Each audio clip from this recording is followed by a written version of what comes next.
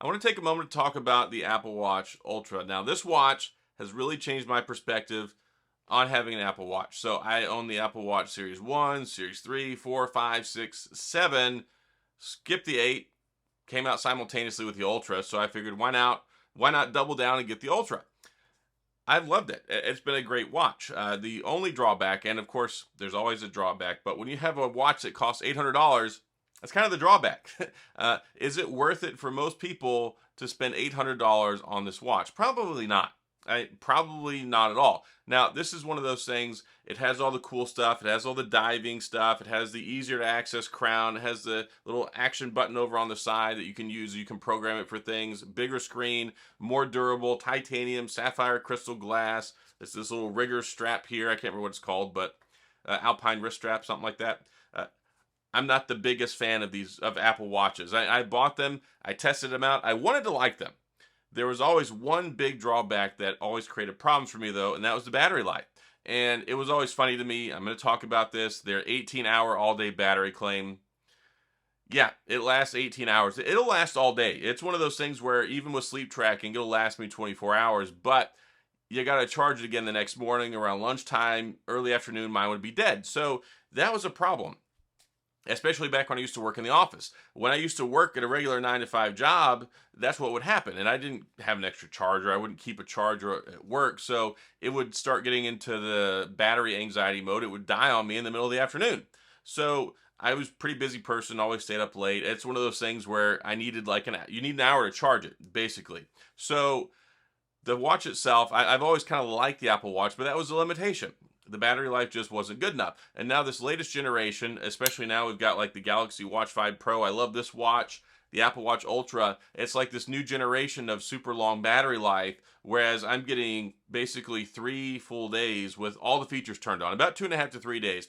When I first got it and took it out of the box, I was getting 4 days, like 3.5, 4 days. And I was like, wow, this is just mind blowing. But then I realized that the fall detection was turned off. I realized the high heart rate detection was turned off, the low heart rate detection, a couple other things. So when it comes to these watches, basically your experience is going to dictate the battery life. So if you keep some of those standard things off, you don't care about them, well, then yeah, you're going to get longer battery life. With absolutely everything turned on, I get about 2.5, maybe 3, which I'm fine with. As long as I get 2 full days, 2 full nights, I can throw the sucker on the charger, get it on there about an hour, or maybe once or twice throughout the day for maybe a 20, 30 minute top up.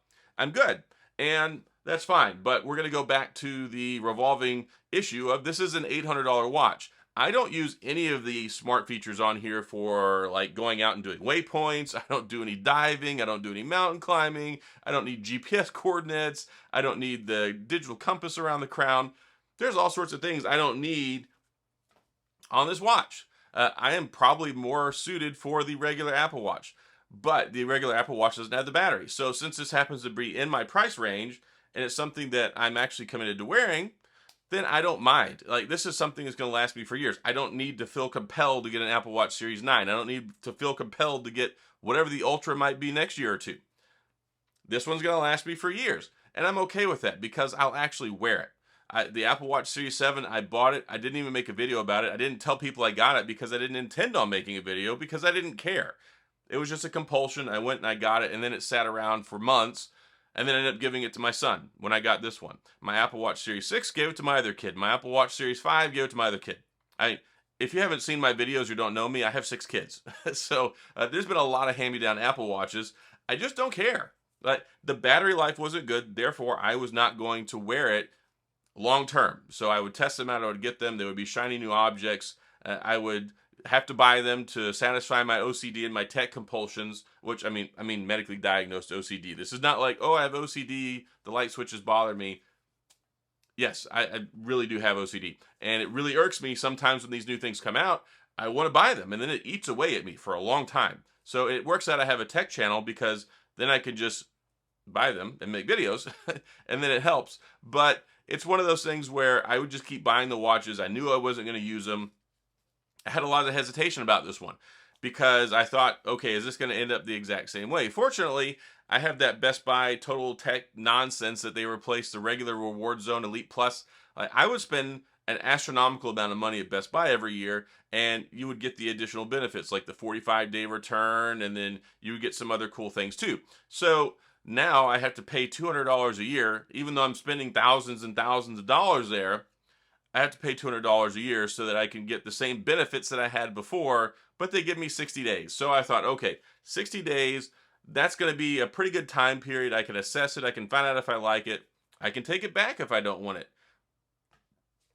I like it a lot. I've actually really been enjoying using the watch, and it was very off-putting. Like the first couple of days, really off-putting wearing this on my wrist. I mean, it's a really big watch, especially compared to the traditional Apple Watch. 49 millimeter screen this has on it. It's got the thickness is much thicker. It's got bigger everything on it. So it kind of sat high on my wrist. Like the first day or two, I was like, man, am I going to get used to this? It felt like sleeping with a big rock on my wrist the first night or two using the sleep tracking stuff.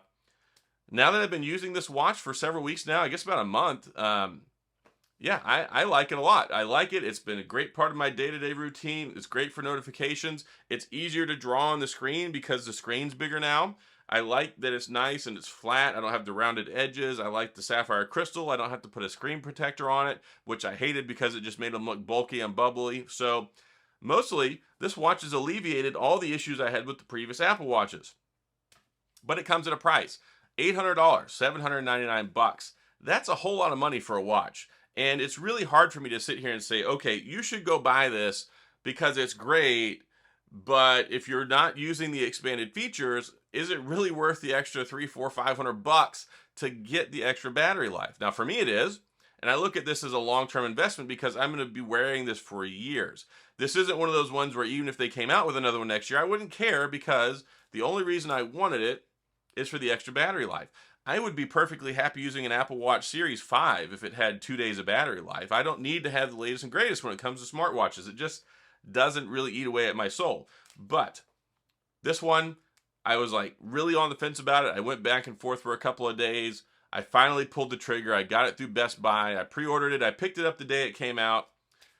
And yeah, after about day 3, I fell in love with this thing. And I really like this watch a lot. Best smartwatch probably ever. Now, the only one that gives it competition in my book is this guy right here, the Galaxy Watch 5 Pro. I really like this one a lot, especially it's got the titanium. It's also got the sapphire crystal.